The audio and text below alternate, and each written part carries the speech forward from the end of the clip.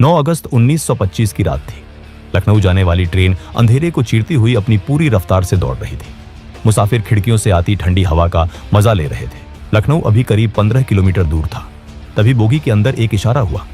एक बड़ी मूंछों वाले शख्स ने अपनी सीट से इशारा किया और तभी टोपी पहने एक दूसरे आदमी ने फुर्ती से उठकर ट्रेन की इमरजेंसी चेन खींच दी। लोहे के पहिए पटरियों पर घिसटे और एक तेज कान फोड़ देने वाली आवाज के साथ गाड़ी की रफ्तार थमने लगी। यात्रियों को कुछ समझ आता। उससे पहले ही अलग अलग सीटों पर बैठे 10 लोग अचानक खड़े हो गए। उनके हाथों में पिस्तौलें तनी हुई थी। पूरे डिब्बे में सन्नाटा छा गया।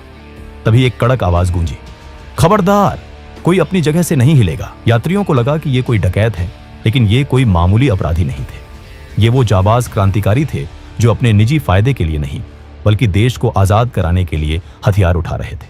ये चोरी नहीं थी, ये ऐलान ए जंग था। ये था द काकोरी ट्रेन एक्शन। साल 1920 तक अंग्रेजों का अत्याचार अपनी हदें पार कर चुका था। 1919 में वे रॉलेट एक्ट जैसा काला कानून लाए, जिसके तहत किसी को भी बिना सबूत सिर्फ शक के आधार पर जेल में डाला जा सकता था। जब लोगों ने इसका शांतिपूर्ण विरोध किया तो 13 अप्रैल 1919 को अमृतसर के जलियांवाला बाग में अंग्रेजों ने निहत्थे लोगों पर अंधाधुंध गोलियां चलवा दी। इसमें हजारों मासूमों की जान गई। इस क्रूरता ने हर भारतीय का खून खौला दिया। अब लोगों के दिलों में गुलामी के खिलाफ गुस्सा था और वे अंग्रेजों को ये बता देना चाहते थे कि भारत उनका नहीं बल्कि भारतीयों का है। 1920 में गांधी जी ने अंग्रेजों की कमर तोड़ने के लिए नॉन कोऑपरेशन मूवमेंट शुरू किया। उनका मकसद शांति से अंग्रेजों का सहयोग बंद करना था ताकि उनका मुनाफा खत्म हो जाए। इस अपील का जबरदस्त असर हुआ।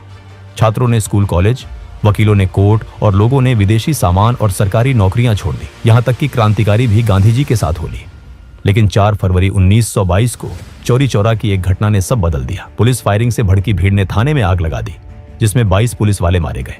गांधी जी हिंसा के सख्त खिलाफ थे। उन्होंने तुरंत आंदोलन रोक लिया।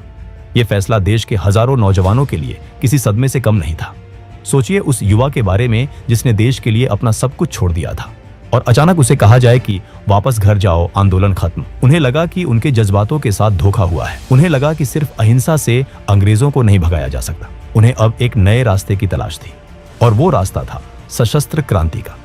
इसी हताशा और गुस्से के बीच जन्म हुआ HRA, हिंदुस्तान रिपब्लिकन एसोसिएशन का। 1924 में कानपुर में राम प्रसाद बिस्मिल, अशफाक उल्लाह खान, सचिंद्रनाथ बख्शी, सचिंद्रनाथ सान्याल और योगेश चंद्र चैटर्जी जैसे क्रांतिकारियों ने इसकी नींव रखी। इनका सपना सिर्फ अंग्रेजों को भगाना नहीं था बल्कि भारत में एक संघीय गणतंत्र बनाना था जहां अमीरी गरीबी का फर्क ना हो। लेकिन क्रांति के लिए सिर्फ जज्बा काफी नहीं होता, उसके लिए चाहिए होता है पैसा और हथियार।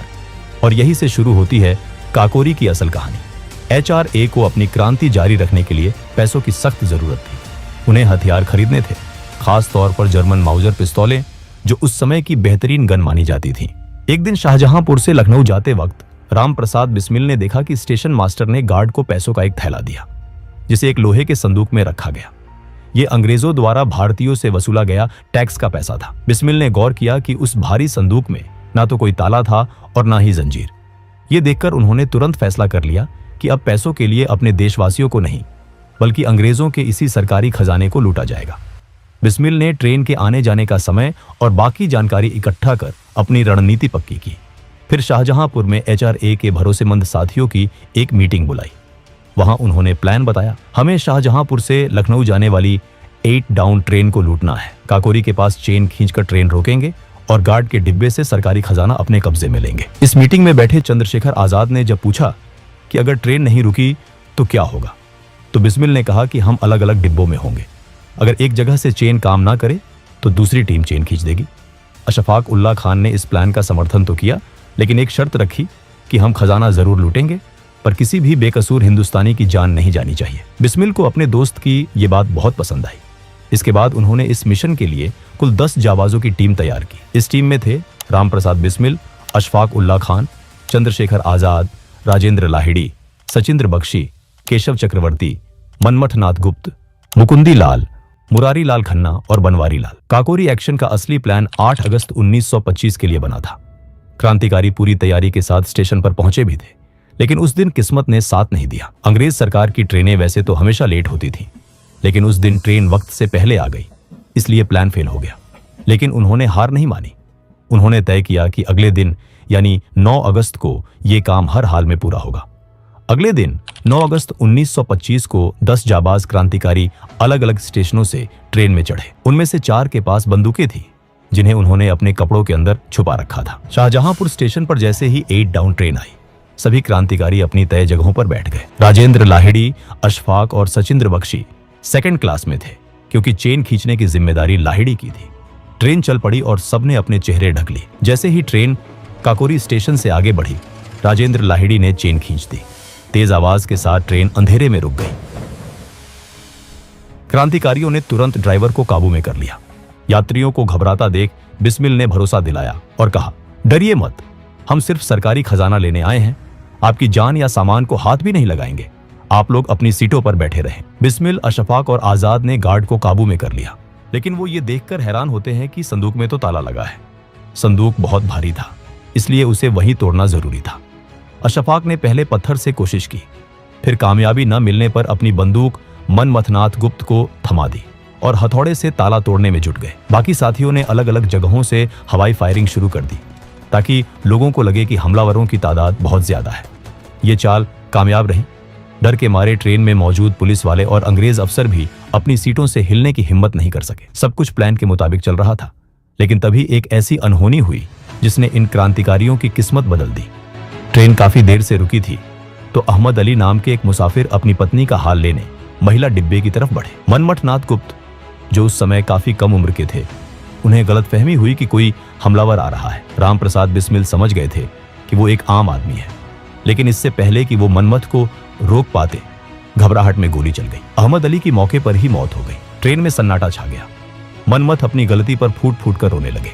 बिस्मिल ने उन्हें किसी तरह चुप कराया। उनका उसूल था कि किसी हिंदुस्तानी की जान नहीं जानी चाहिए, लेकिन जो हो चुका था उसे बदला नहीं जा सकता था। वक्त कम था, इसलिए बिस्मिल ने तुरंत ध्यान काम पर लगाया। अशफाक से संदूक का ताला नहीं टूट रहा था, तो बिस्मिल ने खुद हथौड़ा उठाया और पूरी ताकत से वार करके ताला तोड़ दिया। अंदर से करीब 8,000 रुपये मिले, जिनकी कीमत आज लाखों में होगी। तभी सामने से पंजाब मेल ट्रेन आती दिखाई दी, लेकिन किस्मत से वो ट्रेन बिना रुके निकल गई। जल्दी जल्दी पैसे चादरों में बांधकर वो सब वहां से भागे। गोमती नदी के किनारे चलते हुए वो लखनऊ पहुंचे और रात एक पार्क में पेड़ों के नीचे गुजारी। अगली सुबह वो देखते हैं कि अखबारों में ये खबर आग की तरह फैल चुकी थी। उन 10 साथियों ने आखिरी बार एक दूसरे को देखा और चुपचाप भीड़ में गायब हो गए। काकोरी की घटना की खबर जंगल में आग की तरह पूरे देश में फैल गई। लोगों को सबसे अच्छी बात यह लगी कि क्रांतिकारियों ने सरकारी खजाने के अलावा किसी आम मुसाफिर का एक पैसा भी नहीं छुआ था। ये अंग्रेजों के लिए सिर्फ धन की हानि नहीं थी, बल्कि उनकी सत्ता पर एक करारा तमाचा था। ब्रिटिश सरकार समझ गई थी कि अगर इन क्रांतिकारियों को तुरंत नहीं रोका गया तो बगावत की ये आग पूरे देश में फैल जाएगी। क्रांतिकारियों को लगा था कि उन्होंने पीछे कोई सबूत नहीं छोड़ा, लेकिन जल्दबाजी में एक चादर वहीं छूट गई। उस चादर पर धोबी का निशान लगा था। पुलिस उस निशान के जरिए शाहजहांपुर के धोबी तक पहुंची और वहां से पता चला कि वो चादर किसी और की नहीं, बल्कि राम प्रसाद बिस्मिल के घर की थी। सरकार ने तुरंत इनामों की घोषणा कर दी। बिस्मिल और उनके साथी अंडरग्राउंड हो गए, लेकिन पुलिस ने मुखबिरों का जाल बिछा दिया था। सितंबर 1925 से गिरफ्तारियों का सिलसिला शुरू हुआ। राम प्रसाद बिस्मिल 26 अक्टूबर को पकड़े गए। धीरे धीरे पूरा संगठन पुलिस की गिरफ्त में आ गया। सबसे दुखद बात यह रही कि इनमें से कई गिरफ्तारियां अपनों की गद्दारी की वजह से हुई। अशफाक उल्लाह खान, जिस बचपन के दोस्त के घर छिपे थे, उसी ने इनाम के लालच में पुलिस को खबर दे दी। लेकिन एक शेर था जो पुलिस के हाथ नहीं आया। वो थे चंद्रशेखर आजाद। वो पुलिस को चकमा देकर फरार हो गए। पुलिस ने HRA के कुल 40 से ज्यादा लोगों को गिरफ्तार किया। जेल में पुलिस ने इन वीरों को तोड़ने के लिए हर हथकंडा अपनाया। सख्ती की गई और लालच भी दिया गया। ज्यादातर क्रांतिकारी तो चट्टान की तरह डटे रहे, लेकिन बनवारी लाल पुलिस के दबाव में टूट गए। उन्होंने सरकारी गवाह बनकर संगठन के सारे राज्य खोल दिए। अदालत में करीब 1.5 साल तक मुकदमा चला।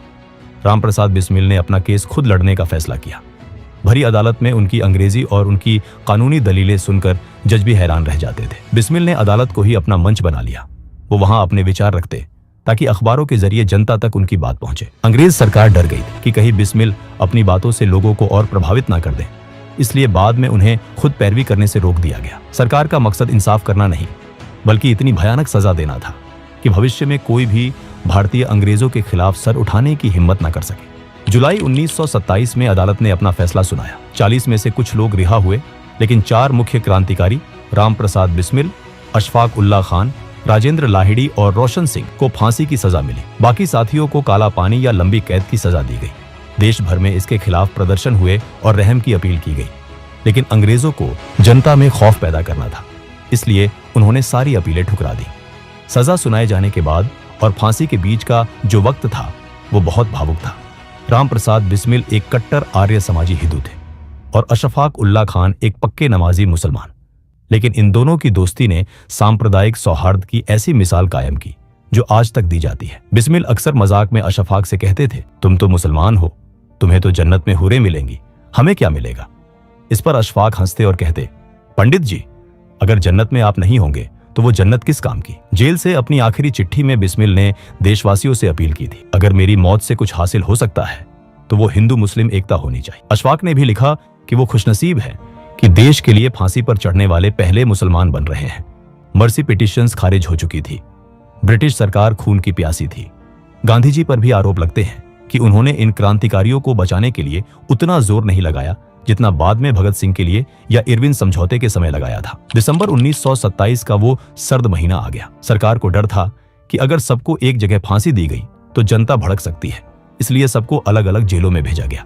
राजेंद्र लाहिड़ी को तय तारीख से 2 दिन पहले ही 17 दिसंबर को घोड़ा जेल में फांसी दे दी गई। वो हंसते हुए फांसी पर झूल गए। राम प्रसाद बिस्मिल को 19 दिसंबर गोरखपुर जेल में फांसी दिया गया। जब जल्लाद ने पूछा कोई आखिरी ख्वाहिश, तो वो बोले, मैं ब्रिटिश साम्राज्य का विनाश चाहता हूं। फिर जोर से वंदे मातरम और जय हिंद का नारा लगाकर फंदे को चूम लिया। अशफाक उल्ला खान को 19 दिसंबर फैजाबाद जेल में फांसी दी गई। इन फांसियों ने आंदोलन को खत्म नहीं किया, बल्कि उसमें घी डाल दिया। HRA खत्म हुआ तो उसकी राख से HSRA, Hindustan socialist Republican association का जन्म हुआ। चंद्रशेखर आजाद ने भगत सिंह, सुखदेव और राजगुरु के साथ मिलकर मशाल थामी और इनकलाब का नारा बुलंद किया।